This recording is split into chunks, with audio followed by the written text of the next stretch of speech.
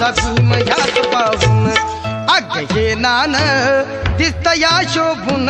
बाबासाहेबांच्या पोटून अग हे नान दिसतया शोभून बाबासाहेबांच्या पोटून